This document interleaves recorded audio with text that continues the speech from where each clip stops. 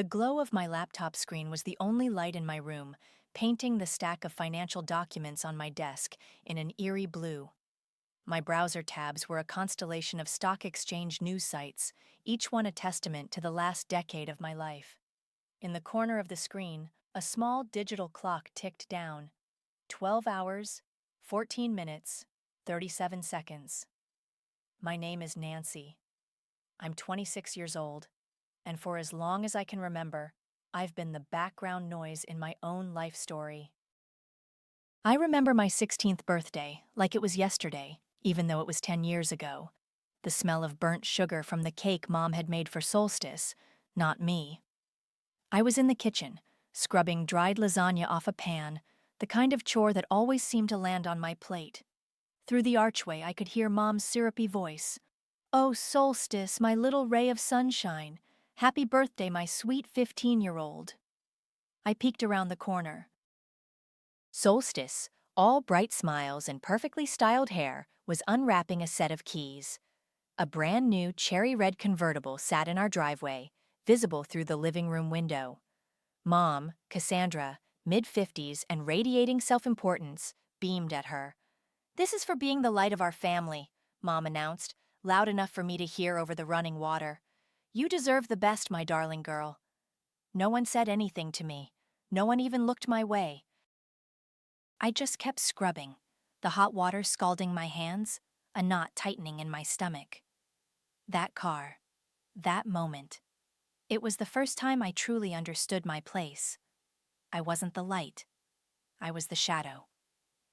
10 years later, nothing much had changed. I still lived in the same small, cluttered house, in the same small, forgotten town. My bedroom, my sanctuary, was usually locked. From behind that door, I worked, typing away, building a world no one in this house knew existed. The jabs from Mom were a constant hum.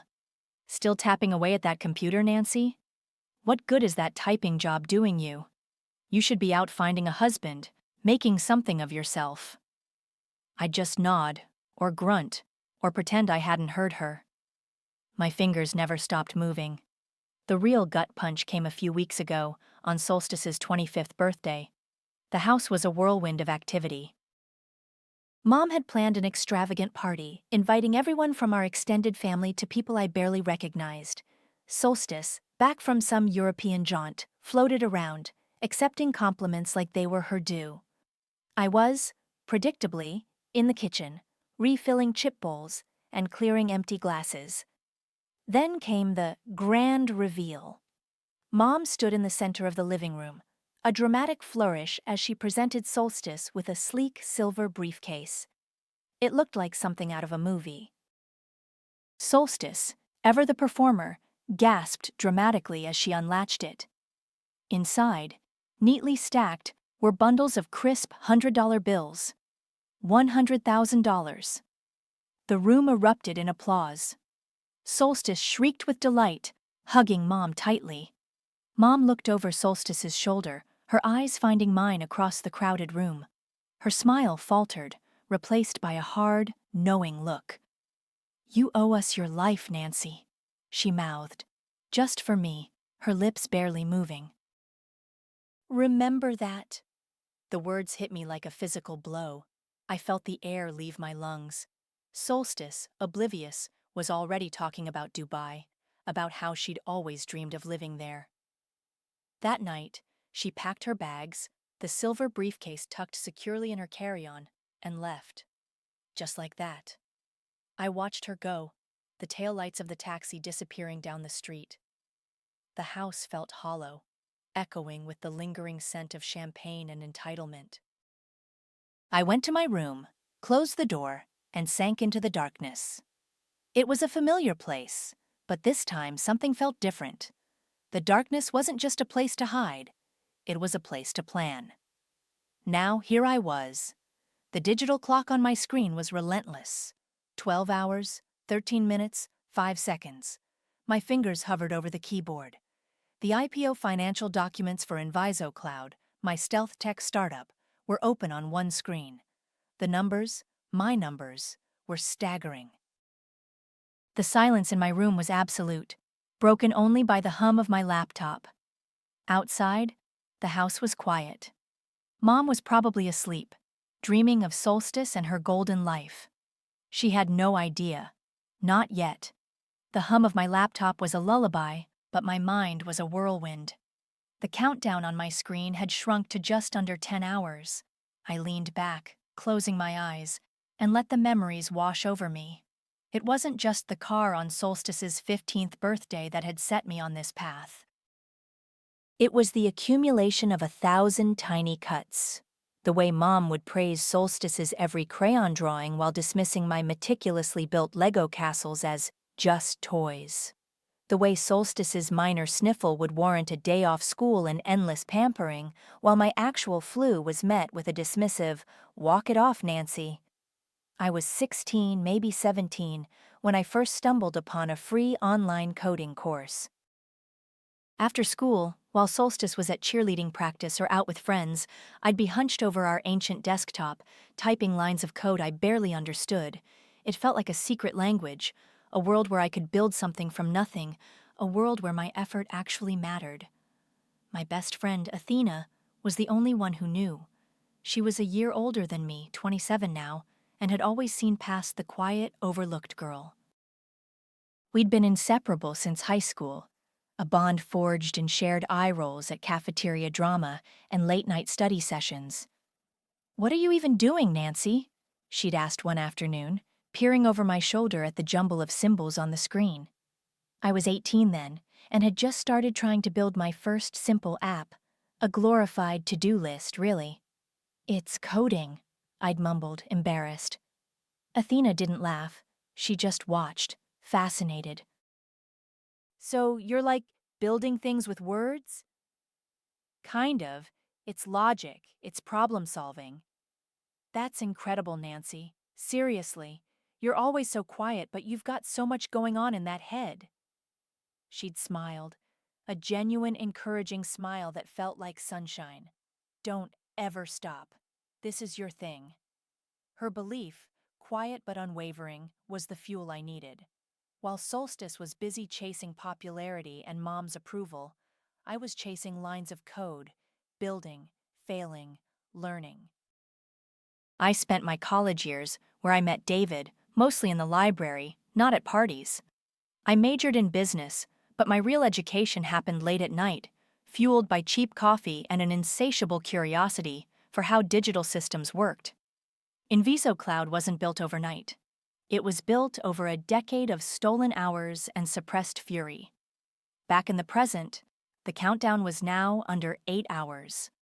I pulled myself back from the past, focusing on the present. My fingers flew across the keyboard, confirming the final media embargoes. Every major tech publication, every financial news outlet was primed. InvisoCloud, my company, was set to go public. The IPO forecast was a staggering $94 million. It was real. It was happening. A loud, insistent banging rattled my bedroom door, pulling me sharply from my thoughts. "Nancy, are you even awake in there? It's almost noon. What are you doing, sleeping your life away?" It was Mom, of course. Cassandra. She never knocked, just demanded. I sighed, running a hand over my face. So much for meditation.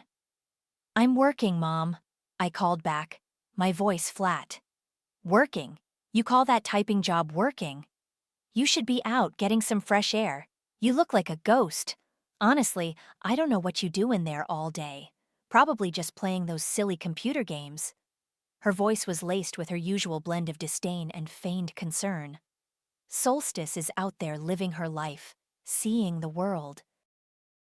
And you're just wasting away behind that locked door." I didn't respond. There was no point. She wouldn't understand. She never had. I heard her footsteps retreat, the familiar thud of her heavy slippers fading down the hall. I waited a moment, then went back to my screens. The numbers glowed, a silent promise. The rest of the day crawled by.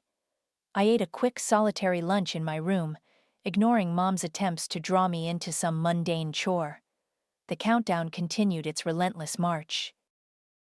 As evening approached, a strange calm settled over me. The anxiety was gone, replaced by a cold, hard certainty. Dinner was a quiet affair, as usual. Mom picked at her food, occasionally sighing dramatically. I ate slowly, my gaze fixed on the old television set in the living room. It was always on, usually tuned to some vapid reality show. Then, the screen flickered. The reality show cut abruptly to a breaking news report. A serious-looking anchor appeared, her voice grave. "We interrupt this program for a special report," she began. In a stunning development in the tech world, a previously unknown startup, Cloud, has just launched its initial public offering, with analysts predicting a valuation that could reach into the hundreds of millions. The company, founded by a quiet, unassuming young woman, has taken the market by storm. My fork clattered against my plate. My eyes widened. On the screen behind the anchor, a large photo flashed. It was me. My name, Nancy Bond, appeared underneath it in bold white letters. The world, my world, was about to change. My mother's fork, mid-air on its way to her mouth, froze. Her eyes, usually so dismissive of me, were now glued to the television screen, wide with disbelief. The anchor continued, detailing Cloud's innovative cloud storage solutions, the projected market impact, and my face, still plastered across the screen. Then, the living room exploded. "What is this?" Cassandra shrieked, her voice cracking, the sound echoing through the sudden silence of the house. She slammed her fork down, rattling the plates. "Nancy, what is the meaning of this? Why is your face on TV? What is Cloud?" She wasn't asking with awe or pride or even curiosity. It was pure accusation.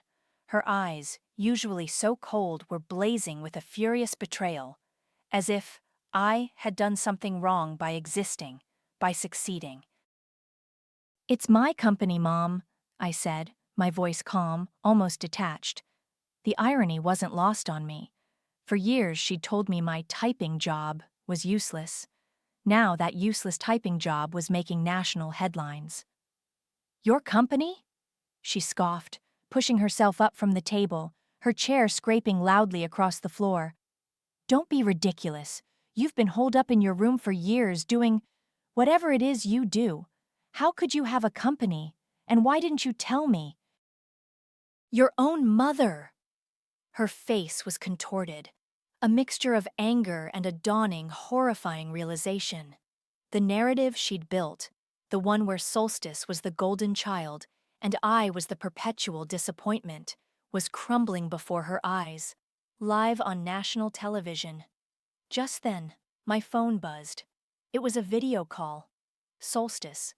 Her face filled my screen, red-rimmed eyes, tear tracks cutting through her carefully applied makeup. She was furious. "Nancy! What the hell is going on?" she wailed, her voice shrill. "My phone hasn't stopped ringing. Everyone's asking about your company. What about my life? What about my success? You're stealing my thunder. This is all about you, isn't it? You always have to make everything about you." I just stared at her, a faint smile playing on my lips. My golden sister, the light of the family, was dimming. Her carefully constructed world of effortless charm and inherited wealth was being overshadowed by the quiet, overlooked sister she'd barely acknowledged for years. The irony was sweet, a bitter chocolate kind of sweet.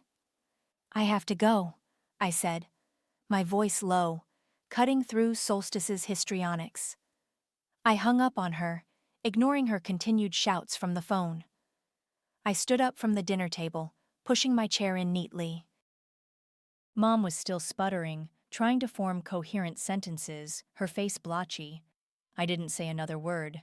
I just walked past her, picked up my small, pre-packed duffel bag from beside the front door, and walked out of the house. The night air was cool and crisp, a welcome relief after the suffocating heat of the living room. I didn't look back. I hailed a taxi that was already waiting down the street. A pre-arranged pickup, of course. "The Grand Imperial, please," I told the driver, settling into the back seat. The Grand Imperial. It was the most exclusive hotel in the city, a place Mom would never dream of setting foot in, let alone affording. As the taxi pulled away, I felt a lightness I hadn't experienced in years. The weight of that house, of their expectations, of their neglect, was finally lifting. When I checked in, the concierge greeted me by name. "Welcome, Ms. Bond. Your penthouse suite is ready." "We've been expecting you." I just nodded, a small, knowing smile on my face. My penthouse. It wasn't a spur-of-the-moment decision. This escape, this moment, had been meticulously planned. I'd paid for the suite months in advance, a quiet, strategic move, just like every other step I'd taken to build InvisoCloud. I hadn't just built a company, I'd built an escape route. Up in the penthouse, the city lights twinkled below me, a glittering carpet stretching to the horizon. I stood by the floor-to-ceiling window, a sense of profound calm washing over me. The IPO was just the beginning. My phone buzzed again.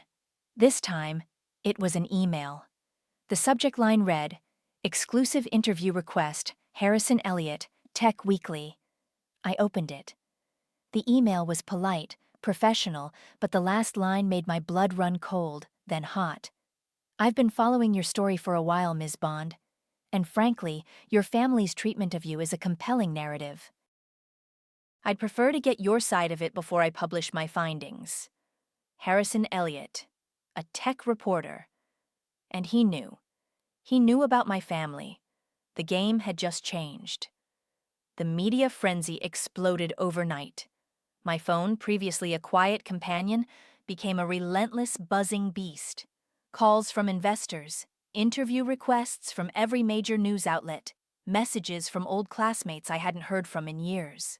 It was overwhelming, a tidal wave of attention I'd spent my life avoiding. Harrison Elliott's email was at the top of my inbox. He hadn't been bluffing. His article, published just hours after the IPO went live, was a masterclass in controlled information. It focused on InvisoCloud's innovative technology and my unexpected rise, but subtly hinted at a difficult personal background, mentioning my reclusive nature and lack of traditional family support. It was enough to pique curiosity, but not enough to reveal everything. Not yet. I spent the first few days in my penthouse suite, a fortress against the chaos. Athena, my business partner and best friend, was the only person I allowed in. She arrived with a suitcase full of clothes and a no-nonsense attitude. "You knew this was coming, right?" she said, handing me a strong coffee. "The attention, the scrutiny. It's part of the game now, Nancy." "I knew about the IPO attention," I corrected, staring out at the city skyline. "Not the personal stuff." "Not Harrison. He's good," Athena admitted. "But he's also ethical. He's giving you a chance to control the narrative. Take it." Before I could respond, my phone vibrated with an incoming call. An unfamiliar number. I almost ignored it, but something made me answer. "Nancy? Is that really you?" The voice was familiar, smooth, and laced with an almost theatrical surprise. "It's David. David Jones. From college?" My ex. David. He was 28 now, still working as a financial analyst, I vaguely remembered. We'd dated briefly in our sophomore year. He'd been charming, charismatic, but ultimately he'd ghosted me when he found someone he deemed more connected. "David," I said, my voice flat, "to what do I owe the pleasure?" "Pleasure, Nancy, all pleasure," he chuckled, as if we were old friends. "I saw the news. InvisoCloud. That's incredible. I always knew you were brilliant. So much potential." "I've been trying to reach you for days. I just wanted to say, congratulations. And maybe we could catch up. For old time's sake?" He was doting, trying to charm his way back in, his voice oozing with feigned affection. It was transparent, insulting even. I felt a cold knot of anger tighten in my stomach. "I'm a little busy, David." Of course. Of course. But when things settle down, I'm still here for you. Always have been. I ended the call without another word. The audacity. Meanwhile, back in the small town, Cassandra was doing her best to save face. The local news, hungry for a human interest angle, had descended on our quiet street. I saw snippets of her interviews online. Nancy has always been a very independent child, she'd say, her voice dripping with false sincerity, a strained smile plastered on her face. A bit difficult, perhaps, always locked away in her room. But we always supported her, of course. We just wanted her to be happy. This tech thing, it's certainly a surprise, but we're so proud of our girl. She painted me as the difficult one, the ungrateful daughter who had abandoned her loving family. The comments section on the articles were a mix of awe for my success and condemnation for leaving my poor mother behind. I saw myself being reframed in public view, not as a survivor, but as a villain. It stung, but it didn't surprise me. This was Cassandra's playbook.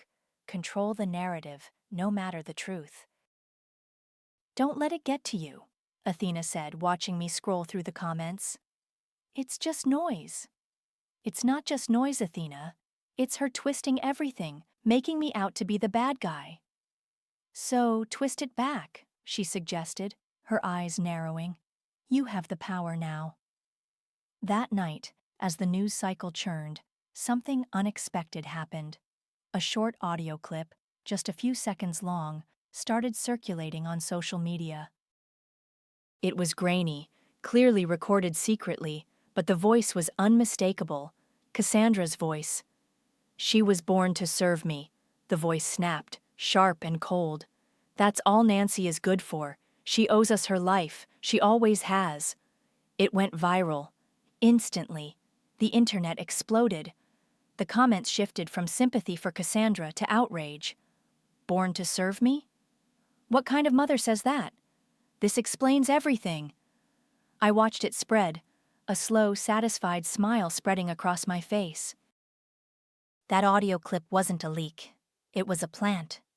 Years ago, when I was still living at home, enduring the daily barbs, I'd hidden a small, voice-activated recorder in a discreet spot in the living room. I'd forgotten about it until the IPO. I'd retrieved it before I left, just in case. It was a long shot, a tiny, almost forgotten piece of my past. But it had worked. The laws of karma, it seemed, had just started their work, and I was holding the remote. The Born to Serve audio clip was a wildfire. It spread through social media, news outlets, and even late-night talk shows. Cassandra's carefully constructed image of the long-suffering mother shattered, replaced by public outrage. The comments shifted from poor mother to narcissistic monster. It was brutal, and I felt a grim satisfaction watching it unfold. A few days later, a text from Mom, laced with a desperate plea. Solstice is coming home. She's very upset. You need to fix this, Nancy. Solstice? Back from Dubai. I almost laughed. The $100,000 briefcase had clearly not been enough to sustain her lavish lifestyle for long. She was 25, used to having everything handed to her, and now her golden glow was dimming under the harsh glare of my unexpected success. She arrived a week later, looking thinner, her usual sparkle dulled. The first confrontation was inevitable. She demanded to meet me for lunch, not at some fancy restaurant, but at a quiet, out-of-the-way cafe, a place where she wouldn't be recognized. She was clearly rattled by her newfound online irrelevance compared to my sudden fame. I arrived first, ordering a black coffee. When Solstice walked in, she looked around nervously before spotting me. Her eyes, usually so bright, were clouded with resentment. Nancy, she said, her voice tight, as she slid into the booth opposite me. She didn't even try to hug me. What did you do? What did I do? I repeated, taking a slow sip of my coffee. I built a company. I worked for 10 years, Solstice, while you were jet-setting and spending Mom's money. But this This public humiliation of Mom, and me. Everyone's talking about you, not me. My followers are down, my engagement is non-existent. You're hoarding all the attention, all the success. Her voice rose, attracting a few curious glances from other patrons. You always do this. You always have to be the martyr, the quiet one who secretly gets everything. You're so selfish. Selfish? I put my cup down, the ceramic clinking against the saucer. My voice was low but laced with a cold edge. You were handed $100,000, Solstice. You were given a car at 15, a trust fund for college, endless praise, and a mother who worshipped the ground you walked on. What was I given? Chores, scorn, and the constant reminder that I was born to serve. Her face flushed. That's not fair. Mom loved us both. No, she didn't. She loved the idea of you, the perfect daughter, and she tolerated me. I had to feed myself, Solstice. I had to build my own world because no one else was going to do it for me. You were handed the world. I had to fight for a crumb. You're just jealous, she screamed, her voice cracking, tears welling in her eyes. You've always been jealous. Jealous? I laughed, a short, humorless sound. Of what? A life built on borrowed money and empty praise? No, Solstice, I'm not jealous. I'm free. She pushed herself up from the table, knocking her chair back. You haven't heard the last of this, Nancy. You think you can just walk away with everything? You used family resources. You used Mom's house to build your little empire. She stormed out, leaving me alone with my coffee and the lingering scent of her cheap perfume. The screaming match had been inevitable, but her last words, "You used family resources," echoed in my mind. Later that day, David called again. This time, his tone was urgent, less charming, more conspiratorial. Nancy, we need to talk, privately. I agreed to meet him at a discreet bar, away from the hotel. He looked nervous, glancing around constantly. Solstice is planning something, he blurted out, leaning across the table. She's furious. She's talking to lawyers. She thinks she can sue you for a share of InvisoCloud. She's claiming you used family resources, that Mom supported you, that you built it all from their home. She thinks she has a case. My stomach clenched. So that's what she meant. How do you know this, David? He hesitated, then sighed. Look, I still have contacts. I hear things. I wanted to warn you. I care about you, Nancy. I always have. He looked sincere, almost earnest. For a fleeting moment, I almost believed him. But then, a flicker of something in his eyes, something I couldn't quite place, made me wary. I thanked him, feigning gratitude, and left. Back in my penthouse, I started digging. I pulled up old emails, checked my social media analytics, cross-referenced IP addresses. I had a hunch, a cold, creeping suspicion about David. It didn't take long. A few hours of focused searching, and the truth stared back at me from my screen. David's name, linked to a series of anonymous tips sent to various gossip sites over the past few months.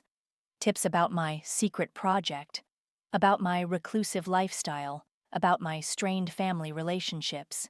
He hadn't just reappeared to warn me. He'd been leaking information, feeding the media frenzy, trying to position himself as the helpful insider, the one who knew the real Nancy. He had used me, again. The anger that flared through me was a cold, pure flame. David wasn't just a charming ex. He was a betrayer. And karma, it seemed, had a few more stops to make. The discovery about David hit me harder than I expected. Not because I still cared for him, but because it was a stark reminder that even those who claimed to be on your side could have ulterior motives. It reinforced a bitter truth. I was on my own. I called Athena immediately. David's been leaking information, I told her, my voice tight with controlled fury.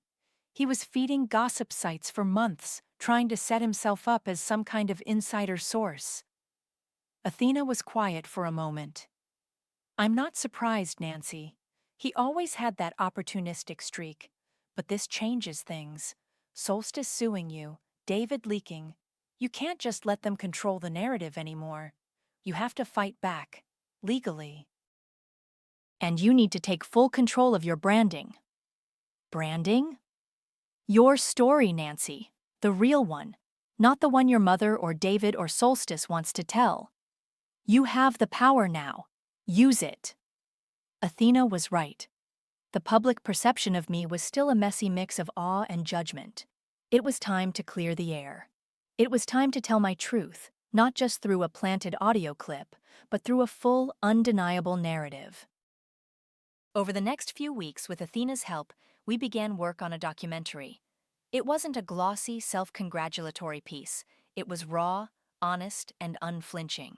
We used old photos, grainy home videos I'd secretly kept, and my own narration to detail my journey. It highlighted the favoritism, the emotional neglect, the constant belittling, and the sheer grit it took to teach myself to code and build in VisoCloud from nothing, all while living under the same roof as a family that saw me as little more than a servant. Athena, with her keen eye for detail and her unwavering moral compass, produced it. She made sure it resonated, not just as a revenge story, but as a testament to resilience. We released it online strategically through a major streaming platform that had approached us for content. The impact was immediate and devastating for the Bond family. The documentary went viral, sparking a nationwide conversation about narcissistic parenting and sibling favoritism. My mother and Solstice, previously able to spin their own narratives, were now exposed. Their public humiliation was complete. Cassandra's interviews, where she tried to paint herself as a supportive mother, were juxtaposed with my raw, emotional testimony and the now infamous Born to Serve audio clip. Solstice's carefully curated social media image crumbled under the weight of public scrutiny. Comment sections were filled with sympathy for me and condemnation for them. But the documentary was just the first salvo. Solstice's threat of a lawsuit claiming I used family resources had sparked a deeper investigation. My legal team, a formidable group I'd hired immediately after the IPO, began digging into my mother's financial history. What they found was sickening, but not entirely surprising. Financial auditors uncovered a significant attempt by Cassandra to open a line of credit under my name 5 years ago, when I was 21. It was a clear case of attempted identity fraud, a desperate attempt to leverage my existence for her own financial gain. Even then, the paperwork was sloppy, but the intent was undeniable. She had been stopped by the bank due to insufficient information, but the attempt itself was a criminal act. This wasn't just about emotional abuse anymore. This was a legal offense. We have a strong case for fraud, Nancy, my lead attorney, a sharp woman named Ms. Davies, informed me. Given your mother's public statements about supporting you and the documented attempt to open credit in your name, it paints a very clear picture. I didn't hesitate. Take her to court. The lawsuit was filed. The news spread like wildfire, adding another layer to the public spectacle surrounding my family. The media, already captivated by the tech mogul versus toxic family narrative, devoured every detail. The day of the preliminary hearing arrived. The courthouse was swarming with reporters, cameras flashing, microphones thrust into faces. I arrived with Ms. Davies and Athena, a calm, composed front in the eye of the storm.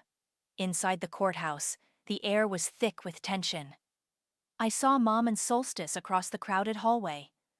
Cassandra looked haggard, her face pale, her eyes darting nervously.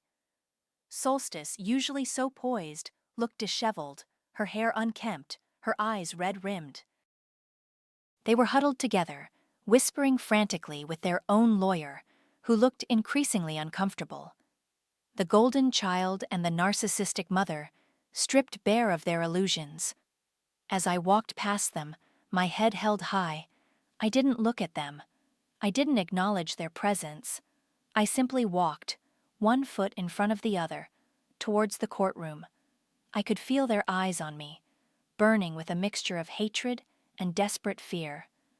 They were falling apart publicly, and I was just getting started. The courtroom was packed, every seat taken, reporters scribbling furiously, cameras flashing outside the doors. The air crackled with anticipation. This wasn't just a legal battle, it was the culmination of a decade of silent suffering, a public reckoning. My lawyer, Ms. Davies, presented the case with precision. The attempted identity fraud, the documented paper trail, Cassandra's public statements about supporting me, which now sounded like a cruel joke. The Born to Serve audio clip was played, chilling the room. My documentary, which had already been seen by millions, served as a powerful backdrop, painting a vivid picture of the emotional abuse that had driven me to build my empire in secret. Cassandra's lawyer tried to argue it was a misunderstanding, a mother trying to help her daughter. But the evidence, combined with the public perception already shaped by the documentary, was overwhelming. Cassandra herself was a wreck on the stand, stumbling over her words, contradicting herself, her usual overbearing demeanor replaced by a pathetic fragility. She looked like a woman who had finally lost control of her narrative, and it was breaking her.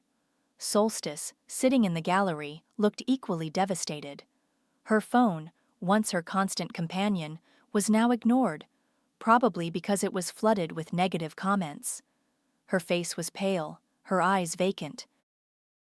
Her world, built on Mom's favoritism and her own superficial charm, was imploding. The judge's voice was clear, firm, as he delivered the verdict. Based on the evidence presented, the court finds Ms. Cassandra Bond guilty of attempted identity fraud. Furthermore, the court finds no merit in the claim that Ms. Nancy Bond utilized family resources in the creation of InvisoCloud and dismisses any future claims of such nature. A collective gasp rippled through the courtroom. Then, a flurry of movement, reporters rushing for the doors. I felt a wave of relief, so profound it almost buckled my knees. Full vindication. Not just legally, but socially.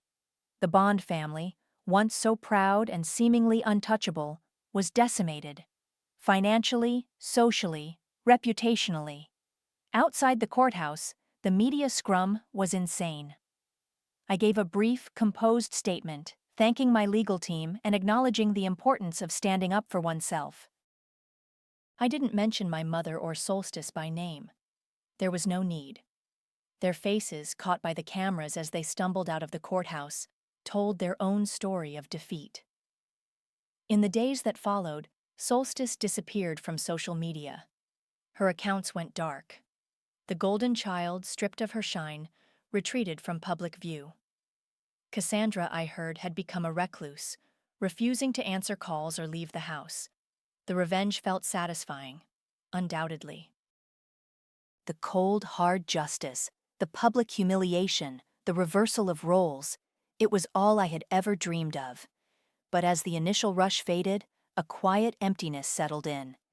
It didn't heal the decade of neglect. It didn't erase the sting of being told I was born to serve. It didn't fill the void where a loving family should have been. The satisfaction was real, but it was also finite. Months passed. InvisoCloud continued to thrive. I was living in Singapore, in a sprawling penthouse that overlooked Marina Bay, a world away from the small town and the suffocating house. I was 27 now, a year older, a lifetime removed from the girl scrubbing dishes. My 27th birthday was quiet. No grand parties, no forced smiles. Just Athena, my unwavering best friend, and my executive team, the brilliant minds who had helped build InvisoCloud. We celebrated with a quiet dinner, raising toasts to success, to resilience, to the future. It was peaceful, genuine. During the dinner, Harrison Elliott, the journalist who had first hinted at my family's treatment, called. He'd become a trusted contact, helping me navigate the complex media landscape. "Nancy," he said, his voice thoughtful, "I've been thinking. You've built something incredible, and you've shown immense strength. What if you used some of that power for something more? Something redemptive?" I raised an eyebrow. "What do you have in mind, Harrison?" "A scholarship," he proposed, "in the bond name, for underprivileged girls interested in tech. It would be a powerful statement. Overwrite the negative association with something positive, something valuable." I considered it. The bond name. The name that had been a cage, a curse. Now I had the power to redefine it. Not for redemption, not for them, but for myself. To overwrite their legacy with something that actually had value. I looked at Athena, who gave me a small, encouraging nod. "Okay, Harrison," I said, a new kind of resolve settling in my chest. "Let's do it." The Singapore skyline glittered, a breathtaking expanse of steel and light stretching out before me. I walked along the Marina Bay, the humid air a gentle caress against my skin. The weight was gone. The crushing burden of expectation, of neglect, of needing anything from anyone had finally lifted. It wasn't just the court victory or the public vindication. It was the quiet, internal shift. I was free. My phone buzzed. An email notification. I glanced at the sender. Cassandra Bond. The subject line was simple. "I miss you." I stared at it for a moment, the words a hollow echo of a sentiment that had never been real. I pictured her, likely alone in that house, the silence amplifying her own failures. She wasn't missing me. She was missing the version of me she could control, the one who served her, the one who hadn't exposed her to the world. Without opening it, I selected the email, then tapped Mark as unread, and then delete. It vanished, a ghost of a past I no longer inhabited. There was no anger, no triumph. Just a quiet, resolute peace. A few weeks later, a video started making the rounds online. It was grainy, clearly filmed on a phone, but the face was unmistakable. Solstice. She was behind a bar, wiping down the counter with a practiced, almost bored expression. A customer was complaining about his drink, and she just sighed, rolling her eyes. The background looked like a dive bar, far removed from the glamorous resorts of Dubai or the expensive restaurants she used to frequent.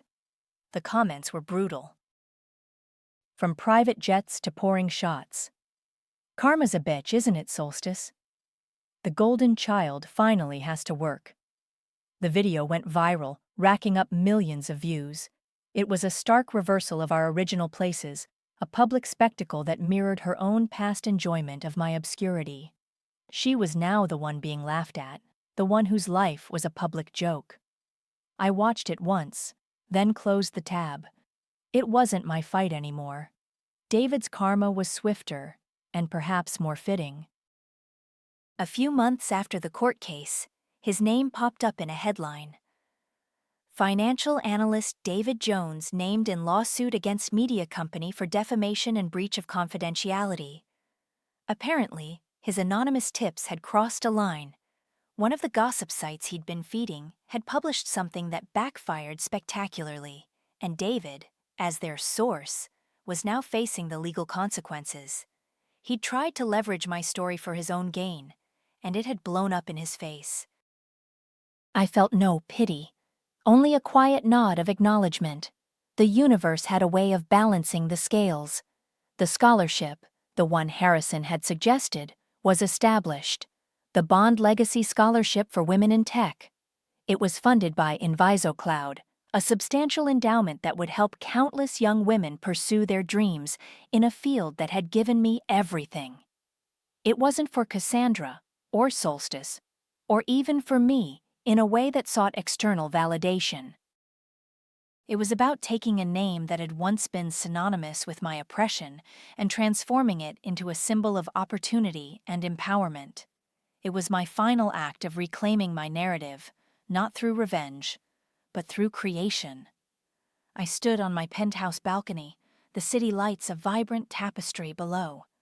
The air was cool, the silence profound. I thought about the girl who used to hide behind a locked bedroom door, typing away in the dark. She was gone. Replaced by this woman, standing tall, unafraid.